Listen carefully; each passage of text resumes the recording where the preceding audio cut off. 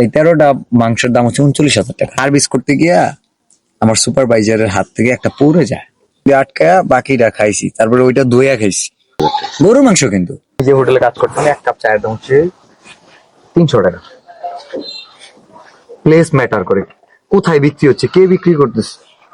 আমরা এমনও সময় আছে একটা চা বেচছি 300 টাকা, এক কাপ চা, যেটা 5-10 টাকায় পাওয়া যায়। কিন্তু যারে দিছি ও 1000 টাকা নোট দিয়া বলছে কিপ দ্য চেঞ্জ, মানে বাংলা হচ্ছে রেখে দাও, মানে বাকিটা আমার বকশিস। চিন্তা করেন, এক কাপ চা 1000 টাকা কিনে খায়, তার কাছে হাজার হাজার কোটি টাকা আছে, কিন্তু সে কি দিনে 100 কাপ চা খাবে? সময় নাই। সে সকালে চা খাইতে আইছে বা একটা কফি খাইতে আইছে, 300, 400, 500 টাকা দিয়া 1000 টাকা নোট দিছে, বাংতি নিবো, দাঁড়াই থাকবো, টাইম নাই। এজ ইউজুয়াল খাই। আমি কি প্রতিদিন দামি খাইতে পারবো? সম্ভব নয়। আমি যখন সারপোকার কামড় খাইছি আমার একটা মনে আছে।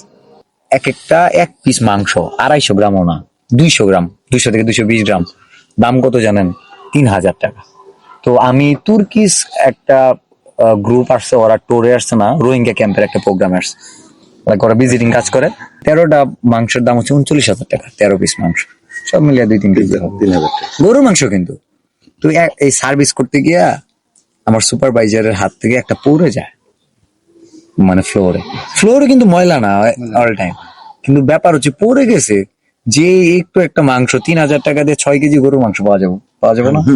না হলে তো 5 কেজি পাওয়া যাবে পারে। তাহলে ওইখানে এক পিস মাংস কিনে খাবে, একটু পিসের সাইজটা বড়, 200 গ্রামের সাইজ, 3000 টাকা দিয়ে খাবে। এটা হচ্ছে গিয়ে আপনি গ্রিল করে করে দিছে। তো এই 3000 এই মাংসটা যখন পড়ে যায়, এখন তো তাও গেস্টের সামনে পড়ে গেছে, এটা কি সে খাবে? আটকায়া বাকিটা খাইছি, তারপরে ওইটা দইয়া খাইছি, বুঝতে পারছেন? এখন চাইলে খাইতে পারি, কোনো ব্যাপার না। অনেক মানুষ নিয়ে খাওয়াইতে চায়, সময় বের করতে পারে না।